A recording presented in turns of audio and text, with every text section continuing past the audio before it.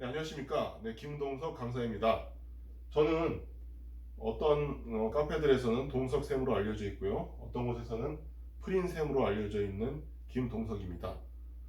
오늘은 학습 슬럼프 극복 방법에 대해서 좀 알아볼까 합니다. 예전에 올렸던 영어 공부 학습법, 특히 고등부 내신을 위해서 빈칸 순서 삽입이나 주제 문제를 푸는 그런 동영상을 찍었었는데요. 많이 호응해 주셔서 감사합니다. 용기를 얻어서 오늘은 학습 슬럼프 극복법에 대해서 합니다. 네, 일단 학습 슬럼프에 12가지 종류가 있는데요. 제가 오늘은 3가지만 우선 해볼까 합니다. 학습 슬럼프가 올 때 나타나는 학생들의 말에서 배어있는 그런 전제를 도출해보면 3가지 종류가 우선 있더라고요. 첫째로 희망 없음, 저는 희망이 없어요, 이렇게 말하는 학생들이 있었다는 겁니다. 둘째로는 저는 너무 피곤해서 힘이 없어요 라고 말하는 학생들도 있었다는 거죠. 자, 세 번째로는 할 게 너무 많아요, 할 게 너무 많아요 라고 말하는 학생들이 있었습니다. 우선 희망 없음의 상태에 대해서 좀 살펴보자면, 정의해보자면 잘했던 순간, 기분 좋던 과거를 잊고 미래에도 성적과 관련해서 더 긍정적인 경험을 할 것 같지 않은 상태입니다. 잘했던 순간이나 칭찬받은 경험, 한 과목이라도 잘 받은 성적을 자꾸 지켜보는 것이, 자꾸 적어보는 것이 해결책입니다. 근데 어떻게 하라고요? 네, 칭찬받은 경험, 칭찬을 받아본 경험. 제일 착했던 선생님, 제일 동기부여를 해주는 선생님이 내가 꼴등이더라도 누구누구는 이번에 오늘 굉장히 잘했네, 어떤 면에서 잘했네, 이렇게 말하는 것을 자꾸 생각해 보라는 것이죠. 자, 그 다음에는 공부를 아무리 못하는 학생도 한 과목은 잘하는 경우가 많아요. 한 과목이 체육이면 어떡하냐고요? 좀 난감하긴 하네요. 왜냐하면 대부분의 입시에서는 국영수, 과사를 중시하니까. 그렇지만 체육 아니더라도 혹은 체육이더라도 이론 시험 볼 때 잘 했던 경험이 있을 겁니다. 그러면 희망 없다고 느껴질 때 한 과목 잘했던 경험을 자꾸 생각해 보라는 것이에요. 주변에서도 이런 얘기를 계속 해줘야 되겠죠. 물론 이것이 핑계가 돼가지고 안 하는 학생을 얘기하는 것이 아닙니다. 슬럼프는 공부를 어느 정도는 그래도 계속 일정을 갖고 해 가던 학생들이 갑자기 너무 힘이 없어져서 공부가 안 될 때 슬럼프가 왔다고 하는 거겠죠. 아직 시작도 안 한 학생에게 해당되는 얘기는 아니고요.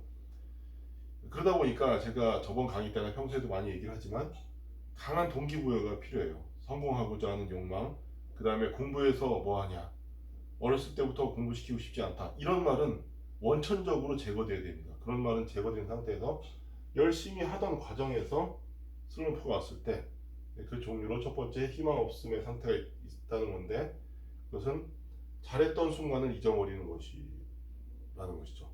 그래서 그럴 때 칭찬 받았던 경험이나 한 과목이라도 잘했던 거, 저도 뭐 요즘 영어 강사하고 있지만 사회, 한문, 영어, 국어 뭐 이 정도 잘했던 것 같아요. 다른 과목은, 특히 수학과 학은 저보다 훨씬 잘하는 학생들이 있었어요. 어느 정도 제가 하긴 했지만. 그래서 한 과목이라도 잘한 과목이 있다면 다른 과목도 잘할 수 있다, 이렇게 자꾸 생각을 하고 희망이 있다라고 생각해 봅시다. 사례로 제가 이렇게 빨리 강해지는 학습법이라고 예전에 2000년대에 써서 교보문고 등등에서 팔렸던 책이 있는데, 그 책에 제가 전국 특강을 다니다가, 전국 명문고 특강을 다니다가 인터뷰에서 발췌한 사례 중에서 이런 사례가 있었어요. 어떤 학생이 고3 여름방학 때 고민에 빠졌어요. 수능을 몇 달밖에 안 남겼는데도 수학 성적이 50점대였다는 거죠. 그래서 때가 때인지라 매우 충격을 받았고 갈피를 잡을 수가 없었고 희망이 없다고 느꼈어요. 한동안은 너무 충격이 커서 이대로 수학을 그냥 포기해버릴까? 라고 생각했다고 합니다. 그렇지만 그동안 다른 과목에 비해서 잘 나왔던 수학 성적들을 생각하며 마음을 다잡고 공부를 했더니 정작 수능 시험에서는 몇십 점이 올랐다는 것이죠. 그래서 일시적인 거니까 슬럼프는 이렇게 잘했던 때를 생각합시다. 자, 그 다음에 이제 이 희망 없음의 종류가 잘했던 것에 대해서 망각을 하는 건데, 잘했던 순간에 대해서 좋은 거 망각, 좋은 때 망각, 이 상태 말고 또 하나가 있더라고요. 이게 뭐냐면 컨디션이 망가졌을 때, 몸이 안 좋을 때죠. 이건 어떤 사례가 있었냐면 수능 시험을 보고 논술을 준비하는 학생이 있었습니다. 이 학생은 수능 시험을 마치고 전혀 놀 수가 없는 점이 너무 속상했어요. 하나가 끝나면 다른 하나가 기다리고 있고, 그것이 끝나면 또 다른 것이 나오고, 이런 식으로 나가면 정말 내가 하고 싶은 일은 하나도 못하겠구나 해서 암담하고 희망 없다고 느꼈습니다. 그래서 컨디션도 굉장히 안 좋고 우울했겠죠. 몸도 피곤하고, 그렇죠? 마음도 피곤하고. 그래서 이런 생각으로 울다가 안 되겠다 싶어서 자기를 힘들게 하는 것들을 일기장에 쭉 적었대요. 이 적는다는 거, 이게 중요한 것 같아요. Write down. 언어로 표현을 하고 외부에다 적어오면 그것이 좀 명료해지고, 또 이게 약간 외재화가 되죠. 바깥으로 탓을 돌리는 일종의 기능을 해서 그렇게 하고 잤더니 아침에 일어나서 보니까 아, 그렇게 별일은 아니구나 이런 생각이 들었고, 그 이유는 훨씬 내가 나쁘지만은 수능 볼 때보다는 논술 볼 때가 한 과목만 하고 시간이 많다, 이런 또 희망을 발견한 것이죠. 이렇게 해서 이론적으로 희망 없음이라는 것은 좋은 때를 망각하고 컨디션이 안 좋은 건데, 제가 인터뷰를 해보니까 그것이 구체적으로 어떻게 나타났는지는 굉장히 또 흥미로웠습니다. 그런 경우들에 잘 극복한 학생들이 되게 고마웠고요. 이때 당시에 인터뷰했던 학생들은 메가스터디 T&I 팀의 영어국어 통합 논술 강의하러 가서 같이 했었던 전주 유일여고 학생들이었었는데요. 서울대 사회학부도 가고 서울교대도 가고 전주교대 많이 갔고요. 그다음에 숙명여대 경영학과 또 갔던 기억이 납니다. 네, 이렇게 해서 이제 희망 없음에 대해서 살펴봤고요. 네, 그 다음에 이제 두 번째로 무력감에 대해서 좀 살펴보겠습니다. 네, 슬럼프가 왔을 때 이제 무력감이 드는 때가 있는데요. 무력감은 이제 운명이나 운, 이렇게, 혹은 타인의 평가, 이렇게 자기가 통제할 수 없는 것에 의해서 내가 기분이 좋아질 방법이 없다, 기분이 너무 안 좋다, 그래서 힘이 없다, 이런 상태라고 합니다. 이럴 때 해결책은 뭐냐면 다른 사람들의 시각을 그대로 믿지 말라는 것입니다. 운명과 운수, 이것은 인과관계, 원인과 결과를 잘못된 것끼리 연결시킨 거죠. 전혀 상관이 없잖아요. 운이라는 거, 이거는 정말 볼테르 이전 시대, 우리가 서양 계몽사상, 민주주의 계몽사상 이전에 있었던 그런 원시적인 생각이었죠. 그러니까 나는 원래 공부를 못할 운명인 것 같아, 아니면 남들이 나보고 맨날 공부를 못한다고 하니까 내가 기분이 안 좋고 힘이 없어서 못하겠다, 이럴 때는 아, 내가 다른 사람들한테 눌려가지고 혹은 운명론에 눌려서 길을 못 피고 있는 거구나, 웃기지 마, 그런 식으로 내가 공부를 못한다고 연결 짓지 않겠어 라고 결심을 하는 것이죠. 이 경우에 해당되는 예는 어떤 학생이 있었는데, 그 학생이 시골에서 생활하는 탓에 자그마한 일도 금방 소문이 나는 것에 민감해졌던 사례가 있었습니다. 누구네 집 애들은 공부를 잘해 하는 말이 부담이 컸다고 합니다. 이 학생의 집에서는 학생의 성적을 알기 때문에 학생은 가족들만 생각하면 굉장히 힘들고 힘이 빠졌다고 합니다. 하지만 이 학생은 고민 끝에 다른 사람의 평가는 본인 스스로 바꿀 수 있는 성질이 아니라 그들만의 주관적인 감정, 가치관 등에 의해서 좌우된다는 것을 깨달았습니다.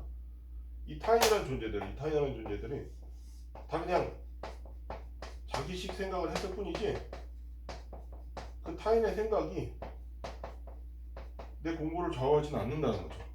이렇게 생각을 해보라는 거예요. 그래서 나는 나, 라는 생각으로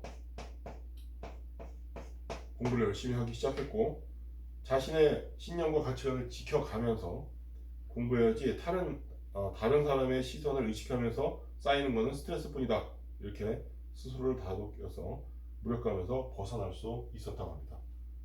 자, 그렇게 해서 그때 당시에 제가 특강을 했던 학생들이 전부 다 전주교대 이상의 학교를 갔죠. 자, 그 다음에 세 번째로는 스스로를 과제로 압도하기라는 분야가 있습니다. 이거는 어떤 개념이냐면요, 어떤 과제가 있는데 이거를 너무 한꺼번에 해야 된다, 이렇게 생각해서 압도당하는 그런 느낌을 갖는 종류의 심리적 슬럼프입니다. 이럴 때 해결 방법은 한 번에 한 단계씩 해나가자, 이런 생각을 해볼 수 있죠. 한 번에 한 단계씩 마칠 수 있는 작고 나누기 가능하고 통제하기 쉬운 단위로 과제를 보는 것이 좋습니다. 또 너무 여러 과목을 해야 된다, 이렇게 생각하지 말고 한 과목 하자 오늘은, 이렇게 생각해 볼 수 있는 해결책이 있겠죠. 이것의 가장 재미있는 예는 평생 먹어야 하는 음식을 1년 만에 먹겠다고 하는 것이, 혹은 한 달 만에 먹겠다고 하는 것이 얼마나 비합리적인지, 혹은 하루 만에 먹겠다고 하는 것이 얼마나 비합리적인지를 생각해보는 그런 사례가 있죠. 서두르면 더 좋지 않은 결과가 온다, 이런 점을 생각해볼 수 있겠습니다. 예, 이런 사례의 예로는 서울대 사회학부에 붙은 어떤 학생의 예가 있는데요. 아직 수학 1 공부 요령을 잘 모를 때였다고 합니다. 처음에는 머릿속에 배우는 단원에 관해서 큰 그림을 그리지 않고 대중 없이 공부를 한 터라 수학 1의 양이 방대한 줄 알고 지레 겁을 냈었다고 합니다. 저학년 때 얘기인가 봐요. 그런데 목차를 펴놓고 단원명과 주요 내용을 간단히 정리해보니 어느 정도 가늠이 잡히고 해볼 만한 내용이 라고 생각했다고 합니다. 굉장히 역시 똑똑하군요. 목차를 보고 단원명을 보고 뭐 함수는 함수 보고 이거의 뭐 개념은 뭐고 이렇게 생각했겠죠. 기본 공식은 뭐고 이렇게 하면 할 수 있겠구나, 이렇게 생각을 했다는 거예요. 그래서 역시 공부를 굉장히 잘하는 학생은 어떤 압축하는 능력이 뛰어나죠. 압축해서 보니까 목차를 쫙 이렇게 봐도 굉장히 할 것이 많다, 이렇게 생각은 안 들었나 봐요. 아마 복습하던 과정이었나 봐요, 수학 1에 대해서. 네, 이렇게 해서 공부를 했더니 굉장히 공부가 잘 됐다고 했고요. 사회탐구도 마찬가지였다고 했습니다. 문제집을 펼치면 외울 것이 산더미같이 많았다고 합니다. 그래서 내용물에 구획을 설정해서 나눈 후에 하나씩 이해하고 외워나갔다고 합니다. 한 구획을 외울 때마다 자신을 칭찬하고 격려했다고 합니다. 여기서 성공한 학생의 예가 있는데요. 또 다른 예로는 지방 대도시에서 전교 1등을 유지했고 현재는 서울교대에 재학 중인 학생의 예가 있는데, 이 학생은 수험생이 1년이면 1년, 3년이면 3년이든 전체 공부량을 생각하면 심한 압박감을 느끼게 된다고 했습니다. 압박감을 느껴 언제 이 많은 공부를 다 하겠냐 라는 부담감으로 오늘 하루 걱정이 다 끝나기도 전에 전체 공부량에 대한 주간 계획을 다시 세우고 또다시 이를 지키지 못했을 때는 자책했다고 합니다. 그러므로 하루하루에 충실하라 라고 이 학생은 권합니다. 과목마다 단원이 나누어져 있다고 현실적으로 생각하고 각 단원마다 같은 속도로 공부 속도를 조절할 수 있는 것은 아니라고 합니다. 취약한 부분은 더 시간이 걸리기 때문에 더 시간이 걸리는 단원이 있다, 이렇게 생각하라는 거네요. 그래서 나중에 또 쉬운 단원 오면은 내가 취약하지 않은 단원이 오면은 또 시간이 걸려서 아껴지겠지, 이렇게 생각하라는 거죠. 이렇게 해서 공부를 했더니 좋은 결과가 있었다고 하네요. 그래서 충실히 현재 배우는 단원, 붙잡고 공부하는 단원에 충실하다 보면 생각보다 공부 속도가 더 빨라질 수도 있다고 증언했습니다. 생각한 공부량을 다 채우지 못해도 또 성적이 오르는 경우도 있었다고 하죠. 이건 뭐냐면 공부 자체에는 어떤 스키마 같은 거, 도식이나 뭐 이런 게 있어요. 그래서 공부량을 다 못 채우고 여러 과목 하다 보니까 다 못 채우고 갔는데, 제일 뒤에 단원은 수업 시간에 들었던 감으로 시험 시간에 생각을 해낼 수 있었겠죠. 그 전에 형성된 분석력으로 말이죠. 그렇게 해서 공부를 슬럼프에 빠졌을 때 그것을 극복하는 방법에 대해서 오늘은 12가지 중에서 3가지, 희망 없음, 무력감, 스스로를 과제로 압도하기에 대해 살펴봤습니다. 희망 없음의 상태에서는 칭찬 경험을 생각하고 컨디션이 안 좋을 때 비관론에 빠지지 말 것이며, 무력감의 상태에서는 운명이나 타인의 평가를 믿지 말라는 것을 배웠어요. 나는 나이다. 스스로를 과제로 압도한 상태에서는 과제를 한 단계씩만 보자 라는 것이 해결책이었습니다. 조금 더 해준 조언은 다 못해도 잘하는 경우도 있다 이렇게 생각하는 방법이 있었죠. 네, 어떻게 도움이 되셨습니까? 공부란 굉장히 힘든 그런 돌을 닦는 과정이기 때문에 인생에서 배우는 것이 참 많은 것 같습니다. 슬럼프를 극복하다 보면 우리는 그 극복만 얻어내는 것이 아니라 플러스 알파로 배우는 것이 더 있을 것입니다. 오늘은 여기서 마치고 다음 시간에는 슬럼프 극복 방법 4번째, 성급한 결론, 5번째, 부정적 자기 이름 붙이기, 6번째, 보상을 평가절하하기에 대해서 살펴보겠습니다. 감사합니다.